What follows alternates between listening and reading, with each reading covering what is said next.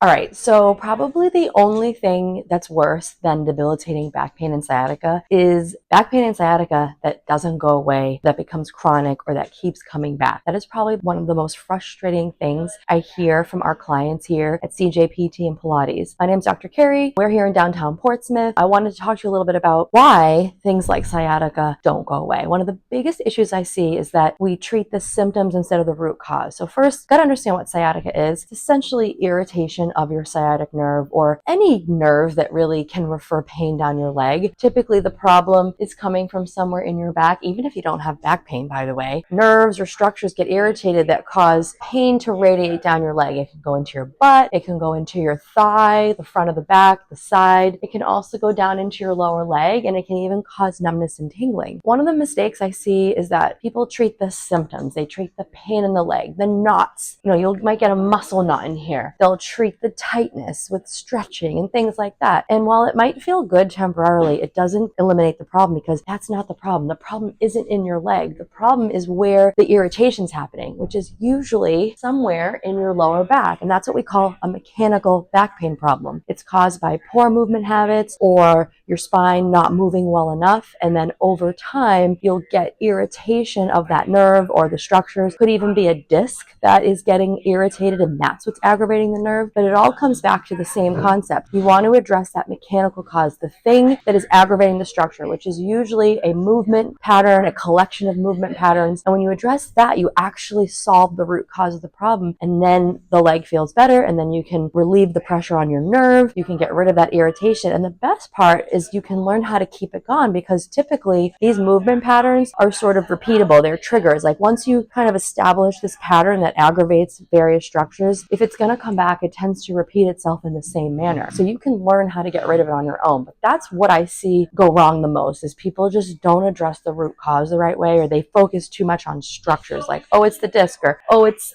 this nerve, or oh, it's this, that. Yeah, those things are the things that are irritating and giving you the pain, but they're not the actual underlying cause. And that's the part you have to address. And when you address that correctly, you can get rid of your back pain and sciatica. And the best part, you can keep it gone, because that's the most important part, right? It's one thing to get rid of the pain, but to keep pain gone and learn how to do it on yourself, that's gold, okay? That's what we do here for our clients. I wrote an article for you to try to explain a little bit more about why this happens and why people continue to suffer from things like back pain and sciatica without any relief. So if that's you right now, definitely click on the article, have a read, let me know what you think in the comments. And please, if you've got friends or family dealing with this, definitely share it with them, because I'm sure it'll help them as well. And maybe you will have made their day by helping them out. So, all right, that's it from me. Hope you guys are having a great day. Talk to you soon. Okay, bye.